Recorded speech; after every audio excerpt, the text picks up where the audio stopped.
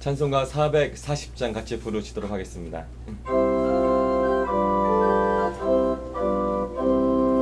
어디든지 예수 나를 이끌며 어디든지 예수 함께 가려네. 예수 함께하니 가면 나갑고 예수님과 동행하면 겁없네. 어디를 가든지 겁내 것없네. 어디든지 예수 함께 가려네. 세상 친구 모두 나를 떠나도 주와 함께하면 외로움 없겠네. 한 길이 위태하고 험해도 어디든지 예수 함께 가려네. 어디를 가든지 겁낼 것 없네. 어디든지 예수 함께 가려네. 어두운 그늘 나누고 살 때에 주가 함께 계신 믿고 자려네. 죽은 후에 천국에서 깨어나 예수 함께 길이 살리라. 어디를 가든지 겁낼 것 없네. 어디든지 예수 함께 가려네.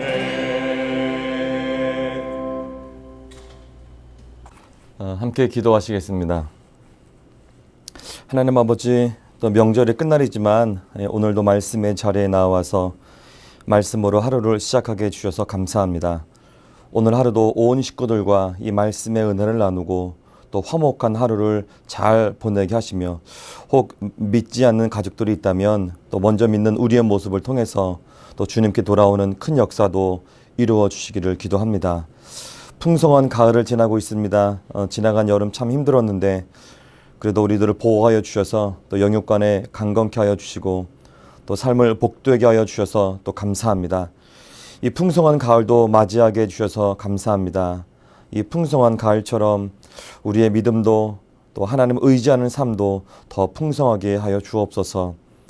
지나간 태풍과 긴 장마로 인해서 아직 어려움에 있는 우리 이웃들에게도 또 소망을 주시고 다시 회복시켜 주셔서 일상의 생업의 자리에서 다시 한번 기쁨으로 설 수 있도록 힘 주시기를 기도합니다.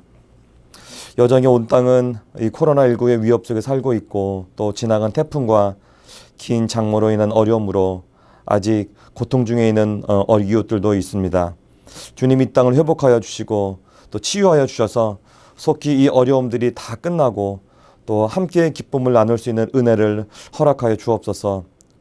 교회들도 아직 비대면 예배로 이전처럼 예배하지 못하고 있는데 함께 모여 예배하지 못하지만 우리의 믿음이 약해지지 않고 오히려 아버지 하나님과 더욱 깊은 교제의 삶으로 더 풍성한 믿음의 삶 살게 하여 주옵소서.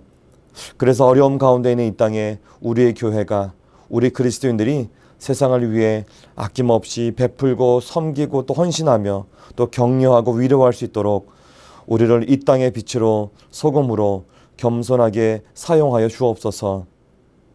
병원 중에 있고 또 사업과 경제적인 어려움 가운데 있는 우리 성도님들이 있습니다. 자녀와 믿지 않는 가족 친지들 그리고 이웃들의 문제로 또 눈물로 기도하는 우리 성도님들이 있습니다. 주님, 우리들의 기도에 또 주님의 때와 주님의 방법으로 신실하게 응답하여 주옵소서. 이 상황을 돌보아 주시고 이 어려움에 있는 모든 자들에게 예수님의 보혈로 안수하여 주시고 일으켜 주옵소서. 회복시켜 주시고 구원하여 주옵소서. 주님, 이 나라도 돌보아 주옵소서. 이 정치가들을 비롯한 온 백성들이 이제는 더 이상 분쟁과 이 분열에 빠지지 않게 하여 주시고 자신들만의 이익만을 생각하고 이웃들을 돌아보지 않는 이 어리석음에서 벗어나서 서로 한 마음이 되어 하나님 주신 이 대한민국 잘 세워나가게 하여 주옵소서.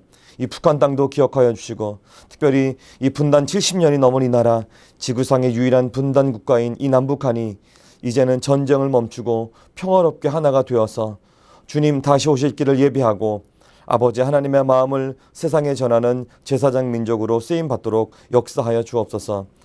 이 땅에 세워진 주님의 교회들을 더욱 순결하게 하여 주시고 새롭게 하여 주셔서 멸망으로 달려가는 이 세상 가운데 구원의 방주 역할을 잘 감당하게 하여 주옵소서. 특별히 우리 수유제일교회가 어두워져가는 이 세상에 빛으로 소금으로 귀하게 쓰임 받도록 인도하여 주시고 축복하여 주옵소서.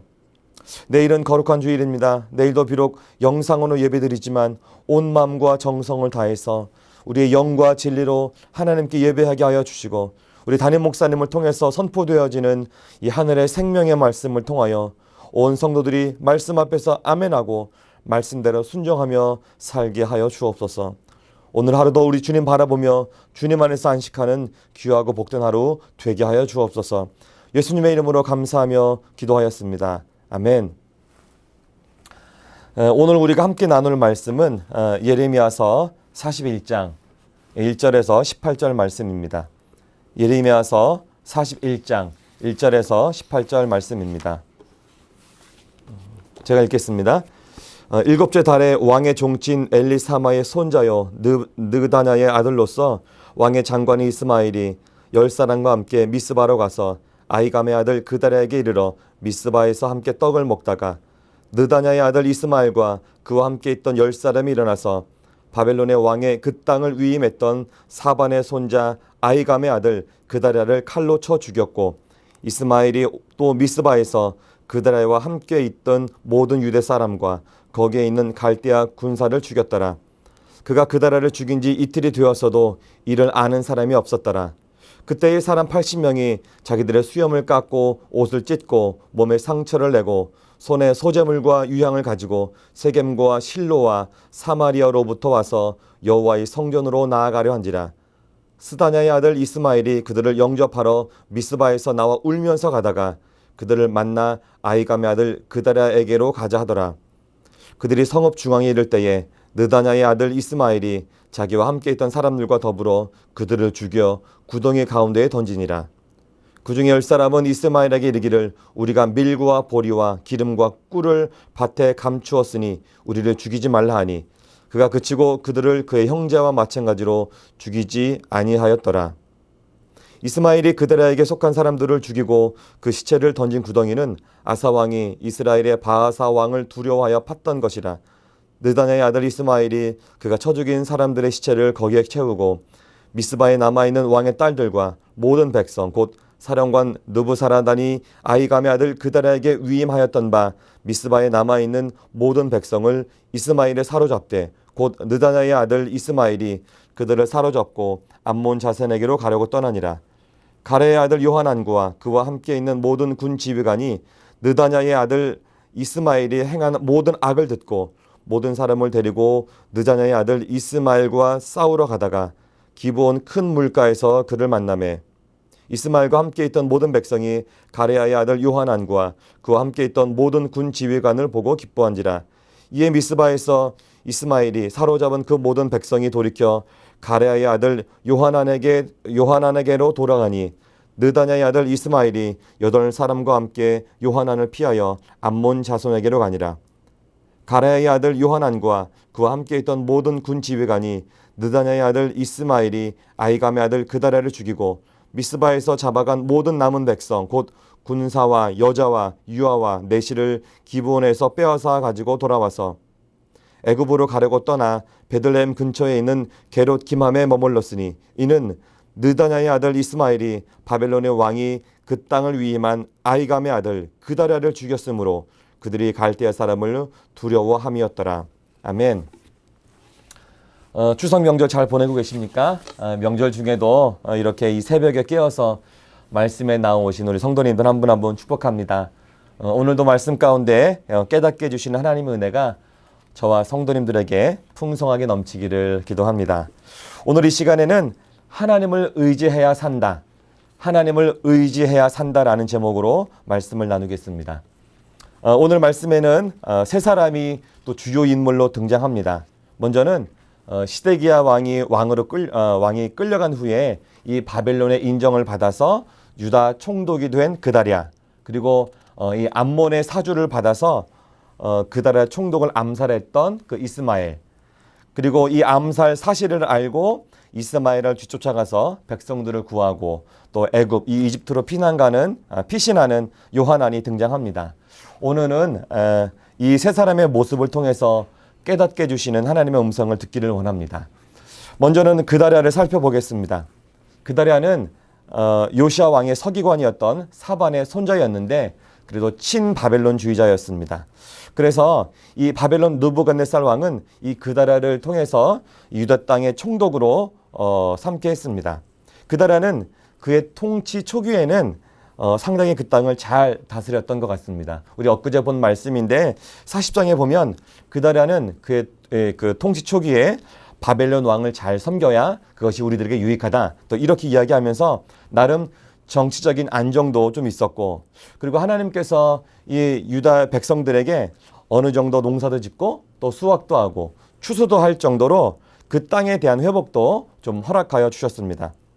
그러나 이 바벨론으로 잡혀간 이 유다의 마지막 왕, 이 시드기야 왕 시절의 그 장관들에게는 이 그다랴가 친바벨론파고 그리고 또 민족의 반영자, 이렇게 민족의 반역자 이렇게 여겨지고 있었습니다. 그래서 틈만 나면 이 그다랴를 해치려고 기회를 노리고 있었습니다.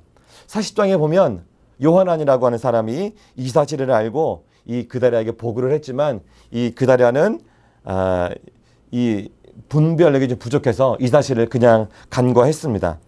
결국 요하난이 이렇게 제공했던 이 암살의 그런 사실에 대해서 대수롭지 않게 여겼던 이 그다랴는 결국 이 완전히 무방비 상태였던 그런 상태에서 이 이스마엘 무리에게 살해당하고 맙니다.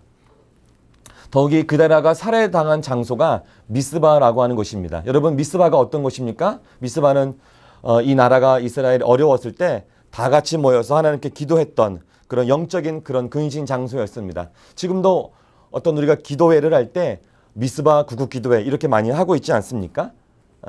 사무엘도 이 영적 각성 운동을 일으키기도 했던 그런 장소가 바로 이 미스바인데, 그다랴는 이렇게 영적으로 중요한 장소, 영적으로 기도하고 하나님의 뜻을 구했던, 하나님께 회개하며 나갔던 그런 미스바에서 하나님의 뜻을 구하기보다 음식을 먹고 나누고 또 이방 그 사람들을 이렇게 환대하다가 암살을 당하게 된 것입니다.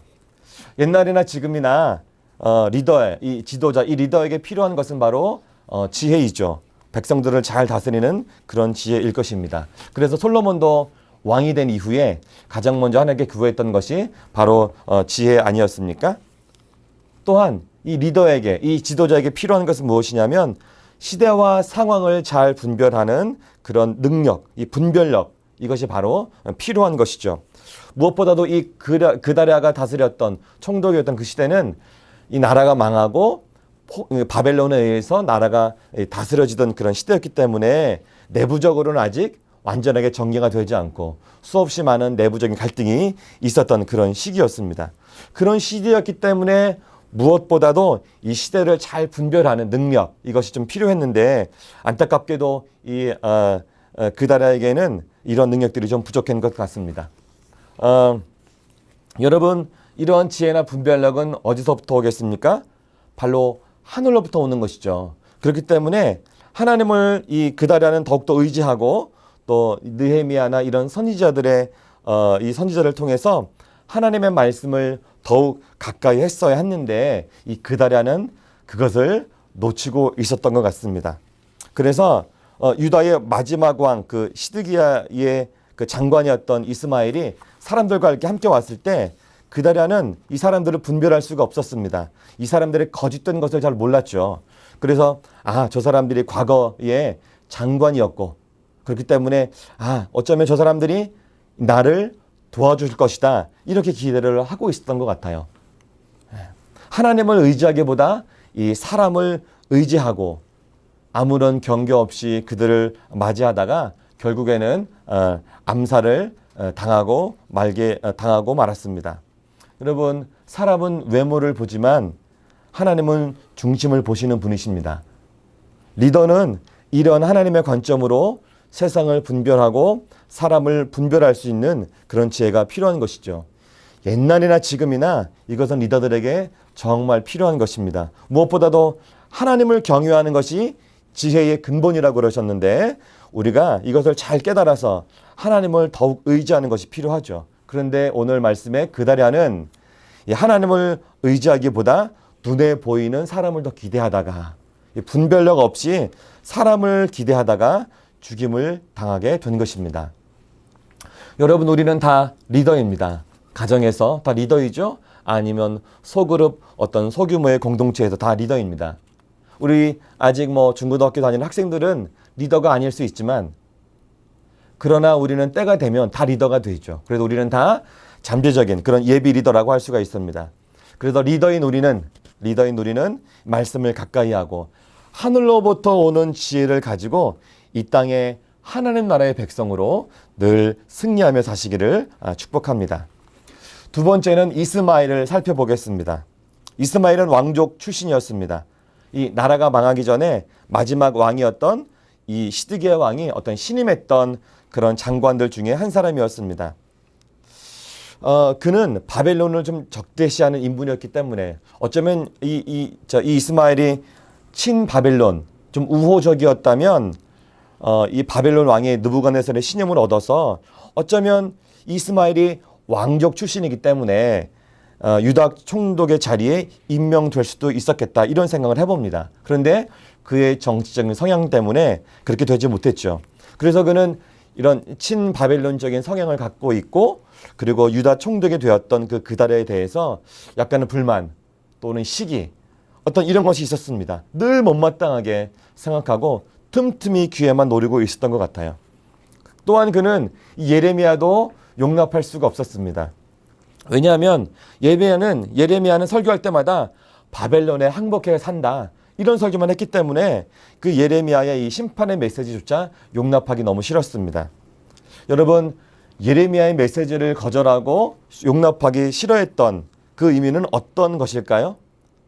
그것은 예레미야의 메시지만 거절했다는 것이 아니라 예레미야를 통해서 선포되는 우리 하나님의 그런 심판의 메시지를 거절했다고 하는 것과 똑같은 것입니다.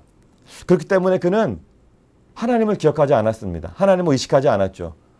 그래서 그 암몬 왕의 도움을 받아서 자기의 백그라운드로 암몬 왕을 두고 이 유다 총독 그다랴를 죽이려는 음모를 세웠습니다.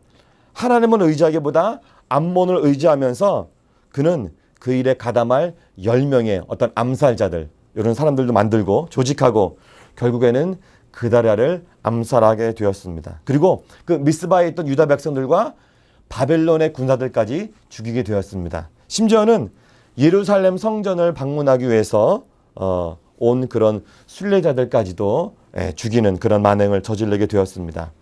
이 그다랴의 암살 사건은 아주 조용하고 은밀하게 진행되었습니다. 이 사건이 일어난 지 이틀이 지났어도 사람들이 알 수가 없었습니다. 이것은 집안에서 일어난 아주 작은 사건이 아닙니다. 그 땅의 최고 통치자가 암살당한 아주 큰 사건이었습니다.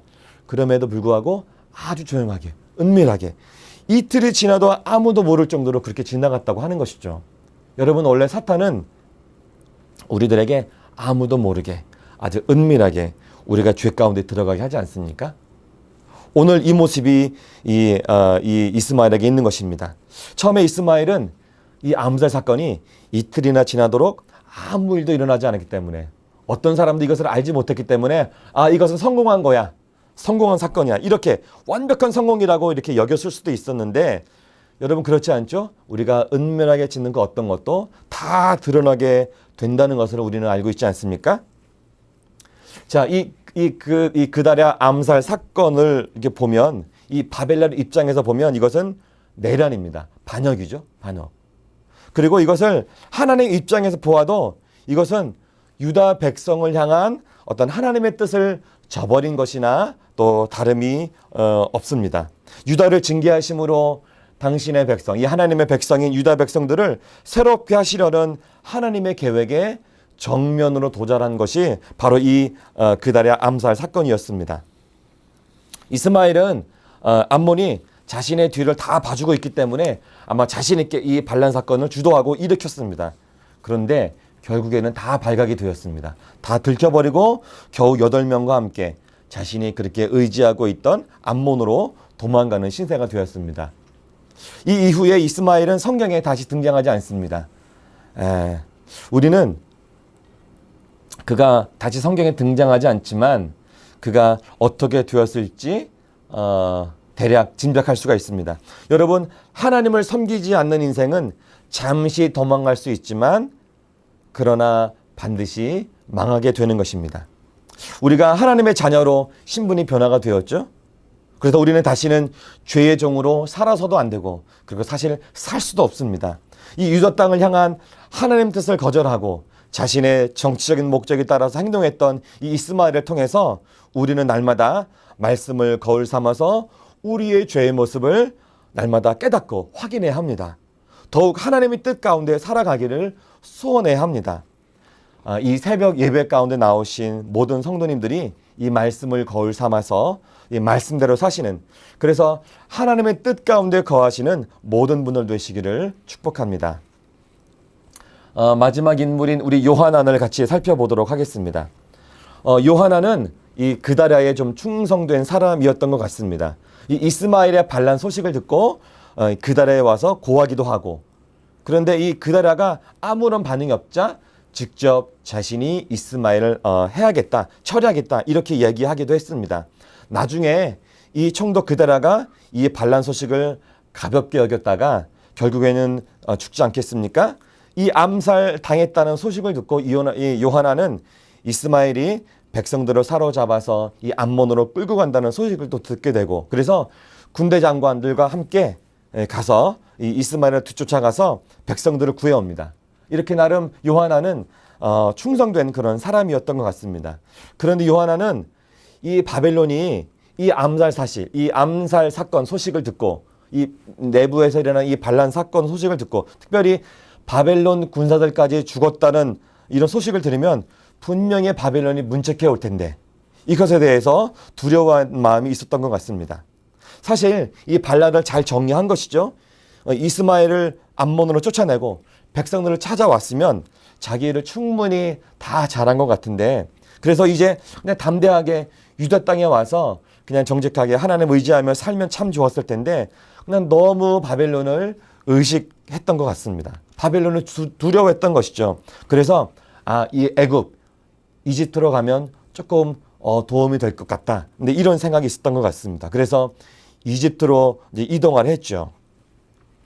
그러나 여러분 보십시오. 우리가 의지해야 할 대상은 사람이 아닙니다. 이 암몬이나 이 애굽, 이집트가 아니라 하나님이시죠.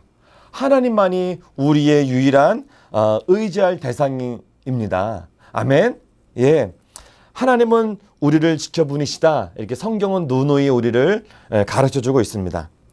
특별히 시편 146편 3절에서는 귀인들을 의지하지 말며 도울 힘이 없는 인생도 의지하지 말라. 결국 힘 있는 사람, 어쨌든 사람을 의지하지 말라 이렇게 말씀하고 있는 건 아닙니까? 여러분, 우리에게 어려움이 다가왔을 때 도움이 될 만한 사람을 찾기보다 먼저 우리 하나님을 찾으시기를 축복합니다. 여러분, 사람을 의지하면 그만큼 나중에 그만큼의 어려움이 다시 닥쳐오게 되죠. 여러분, 지금의 시대 얼마나 어렵습니까? 경제도 어렵고 정치도 많이 혼란스럽습니다. 그렇죠? 코로나로 인해서 온 나라가 다 어려운데 이렇게 어려운 시기를 살면서 우리는 누구보다도 사람을 의지하는 것이 아니라 우리 하나님을 의지해야 할 줄로 믿습니다. 하나님께 소망을 두면서 살아야 할 줄로 믿습니다. 그것이 바로 사는 길입니다. 기쁠 때나 또는 아주 어려울수록, 오히려 어려울수록 더욱 하나님께 먼저 나와서 하나님께 간구하고 하나님은 우리의 소망으로 두는 저와 우리 수유제일의 모든 성도님들 되시기를 축복합니다. 오늘 말씀을 마무리하겠습니다. 오늘 읽은 41장, 오늘 말씀은 41장 전체인데요. 이 오늘 읽은 41장에는 여호와의 말씀이 임했다 이런 구절이 나오지 않습니다. 다른 장에는 보면 예레미야를 통해서 또는 하나님께서 백성들에게 하나님께서 말씀하셨다 이런 내용들이 참 많이 나오는데 오늘 41장에는 하나님의 말씀이 임했다 이런 구절이 나오지 않습니다. 이것이 어떤 뜻일까요? 이것은 바로 41장의 모든 일들은 사람의 생각에서 나온 것이다. 이 41장에 등장한 모든 사건들은 바로 사람의 생각에서 나온 것이다 라고 하는 것을 알려주고 있는 것입니다. 여러분, 총독이 암살되고 많은 백성들이 죽고 그리고 많은 백성들이 또한 암몬으로 끌려가다가 다시 돌아오고, 여러분, 이런 사건이 결코 작은 사건입니까? 아주 큰 사건입니다.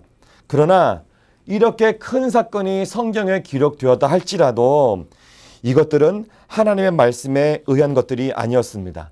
우리도 또 우리들의 가정이나 우리들의 공동체, 우리들의 교회도 큰 행사를 많이 계획하고 또 실행할 수도 있습니다. 그래서 많은 사람들이 와서 또 그 사람들이 기뻐하고 즐거워하고 많은 사람들이 그 행사를 아주 축하해 줄 수도 있습니다. 그런데 그것이 하나님의 뜻이 아니라면, 그것이 하나님의 뜻이 아니고 사람의 생각에서 나왔다면 그 행사는 의미가 없다고 하는 것입니다. 사람의 부패한 생각에서 나오는 것의 결과는 절망일 뿐입니다. 그래서 날마다 하나님의 뜻을 구하며 말씀 앞에 서는 그런 삶이 우리들에게 필요한 것이죠. 우리가 말씀 앞에서 늘 민감하게 살지 않으면, 그래서 만약에 우리가 이 예레미야 41장 안에 그 시대로 우리가 들어간다고 한다면 이 그다랴나 이스마엘이나 요하난이 결정하고 행동했던 것과 같이 우리는 다르게 했을까요? 다르게 했을 거라고 쉽게 장담할 수가 없습니다. 우리는 이 결과를 다 알고 나중에 말씀을 보니까 이 그다랴나 이스마엘이나 요하난의 부족한 것들이 우리들에게 이제 보일 뿐이죠. 그만큼 우리는 깨어있지 않으면, 말씀에 깨어있지 않으면, 이 말씀 안에서 하나님의 지혜로 세상을 바라보지 않는다면 우리도 이 그다랴나 이 이스마엘이나 요하난과 별 다르지 않은 아마 똑같은 결정을 했을 것이라고 여겨집니다. 여러분, 지금 우리는 아무도 경험해 보지 못한 이 코로나19 이 전염병의 시대를 살고 있습니다. 예배조차도 마음대로 드리지 못하는 시대를 살면서 우리는 더욱 하나님의 지혜를 가지고 이 세상을 잘 분별하여 무엇보다 말씀을 통하여 주시는 하나님의 뜻 가운데 살아가기를 소원해야 합니다. 우리는 다 연약한 존재됨을 인정하고 우리는 주님 없이는 살 수 없습니다. 날마다 이런 고백 가운데 살아야 하는 것이죠. 그래서 늘 겸손하게 하나님의 뜻 가운데 하나님의 뜻을 좇아서 나의 경험과 나의 어떤 것을 의지하는 것이 아니라 하나님을 의지하며 사는 우리 수유제일의 모든 성도님들 다 되시기를 축복합니다. 제가 시편 146편 5절의 말씀을 읽어드리고 오늘 말씀을 마치겠습니다. 야곱의 하나님을 자기의 도움으로 삼으며 여호와 자기 하나님에게 자기의 소망을 두는 자는 복이 있도다. 아멘. 함께 기도하겠습니다. 하나님 아버지, 쉽지 않은 세상을 살고 있지만 우리의 중심이 세상을 의지하거나 또 세상의 어떤 높은 사람들, 우리의 권력자들을 의지하는 것이 아니라 오히려 살아계신 하나님, 이 세상을 다스리시는 하나님께 우리의 소망을 두고 하나님을 의지하며 살게 하여 주옵소서. 나의 생각대로 살아가는 것이 아니라 하나님의 뜻대로 살게 하여 주시고 무엇보다 날마다 부어주시는 말씀을 통해서 이 깨우쳐 주시는 그 깨우침대로 날마다 순간마다 승리하며 사는 저희들 다 되게 하여 주옵소서. 주님, 명절이 끝날입니다. 코로나로 인해서 많은 가족들을 만나지는 못하지만 그래도 감사하면서 서로 안부하고 또 격려하면서 우리들의 믿음의 가정 더욱 든든히 세워가게 하여 주시고 무엇보다 우리 주님을 기쁘게 해드리는 명절 되게 하여 주옵소서.